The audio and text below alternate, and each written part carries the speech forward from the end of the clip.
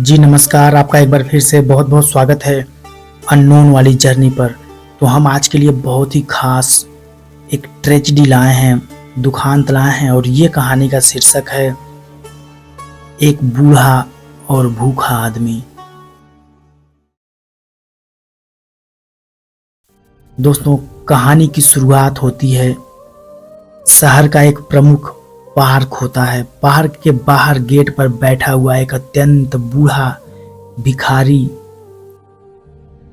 बूढ़े की हालत बहुत दयनीय थी। पतला दुबला, फटे चिथड़े में लपटा हुआ कपड़े पहना था। पिछले 4 दिनों से उसने कुछ भी नहीं खाया था।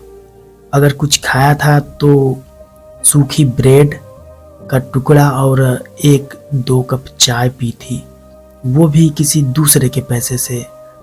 हालत देखिए उसकी क्या है, इसी में थोड़ी आगे हम बयां कर रहे हैं क्या क्या घटित हुआ उसके साथ।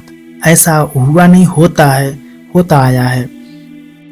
बूढ़ा सड़क पर जाने वाले हर व्यक्ति का ध्यान आकर्षित करने के लिए हाक लगाता, खुदा के नाम पे दे दे बाबा, एक पैसा इस गरीब को भी दे दो, भगवान भला करेगा तुम्हारा। सुबह से उसे अब तक मात्र 2 रुपया मिल पाया था, जो कि शाम को पार्क के चौकीदार को देना पड़ता था, वो भी किराए के रूप में, क्योंकि वो एक पार्क में रहता इसीलिए। अचानक पार्क के सामने एक रिक्शा आकर रुकता है। उसमें से बाब कट वाली जींस पहनी हुई, टॉप से सजी हुई एक युवती उतरती है। युवती कंधे पर कैमरा बैग भी लटकाए थी। यह शहर की एक उभरती हुई चित्रकृति थी। इसे एक पेंटिंग के लिए अच्छे सब्जेक्ट की तलाश थी और उस बूढ़े से बेहतर कोई नहीं था इसके लिए। बूढ़े को कुछ आशा जगी और उसने आदतन हाक लगा दी, भगवान के नाम पे कुछ दे दो बेटी। युवती ने घूम कर देखा। बूढ़े पर नजर पड़ते ही उसकी आंखों में चमक सी आ गई। वह कैमरा निकालती है और तेजी से बूढ़े की ओर बढ़ती है। बूढ़ा सतर्क होने की कोशिश करता है। इससे पहले वो बोलती है, थोड़ा सा भी मत हिलना प्लीज बाबा, उसी तरह बैठे रहो ना, हिलो डुलो मत। और वहां कैमरे के शटर की आवाजें गूंज उठी।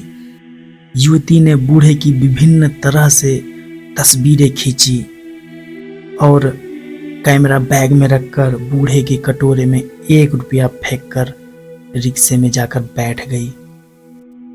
उस दिन दोपहर के वक्त तेज धूप में भी बूढ़ा अपनी जगह मुस्तैद था, क्योंकि उसे उसके अलावा और कहीं जाना, बड़बड़ाना ये उचित नहीं लगता था, चाहे उसे भूखे पेट ही रहना क्यों न पड़े। उसे दूर से आता हुआ एक युवक दिखाई दे गया। बूढ़ा एकदम टेप रिकॉर्डर की तरह चालू हो गया, जैसा कि पहले था। अल्लाह के नाम पे दे दो बाबा, कुछ अल्लाह के नाम पे दे दो। इस बूढ़े को भी बहुत जोरों से भूख लगी है। पहनावे से कोई कवि लग रहा था। युवक बूढ़े के करीब आ गया। युवक ने बूढ़े को देखा, उसका हृदय करुणा से भर गया। वह कितनी खराब हालत है बेचारे की, सोचता हुआ युवक पार्क के अंदर चला गया। पार्क के अंदर वह एक घने पेड़ की छाया पर बेंच पर बैठ गया। बूढ़े का चेहरा अभी उसकी आंखों के सामने घूम रहा था। उसने अपने थैले से एक पेन और डायरी निकाली और जुट गया एक कविता लिखने में। कविता का शीर्षक उसने भी भूख रखा। फिर चल पड़ा उसे किसी दैनिक पत्रकार में प्रकाशनार्थ देने के लिए। भिखारी की नजरें दूर तक उस युवक का पीछा करती रही कि शायद वो मुझे कुछ चंद पैसे दे जाए, लेकिन ऐसा नहीं था। वह चला गया। जगह वहीं, पार्क का गेट। शाम का समय था, सूरज ढलने को था और पार्क में रोज की तरह बहुत ज़्यादा चहल पहल हो जाया करती है, क्योंकि शहरों में वो पार्क बहुत खास स्थान होते हैं जहाँ पर आनंददायक होते हैं, वहाँ पर लोग जाया करते हैं। भिखारी को भी अब एक आशा हो चुकी थी कि अब शाम का समय है, मुझे अब कुछ नहीं मिलेगा। शायद होता भी ऐसा ही है। आगे देखिए, भिखारी को अब तक मात्र सिर्फ 3 रुपए मिले थे। अब भी वह हर आने जाने वालों के सामने हाक लगाता रहता।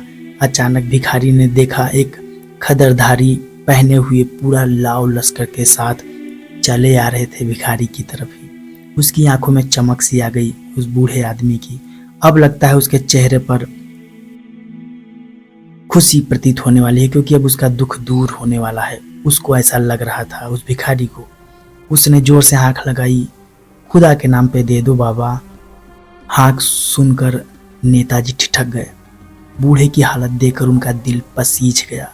ओह, कितनी दयनीय दशा है देश की। उसने तुरंत अपने सेक्रेटरी को ऑर्डर दिया, कल के अखबार में मेरा एक स्टेटमेंट भेज दो। हमने संकल्प लिया है देश से गरीब की गरीबी और भूख दोनों को दूर करने का, और हम इसे हर हाल में दूर करके रहेंगे। नेताजी भिखारी के पास गए और उसे आश्वासन दिया, बाबा हम जल्द ही तुम्हारी समस्या दूर करने वाले हैं। उन्होंने बूढ़े भिखारी के साथ कई फोटो भी खिंचवाई।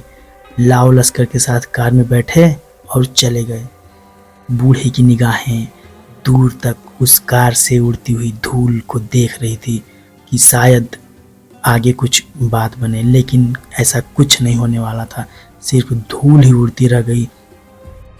अब तो बिल्कुल काफी अंधेरा हो चुका था। पार्क में सन्नाटा सा हो गया था, क्योंकि जितने भी व्यक्ति युगल आए थे वे लोग जा चुके थे या जाने वाले थे।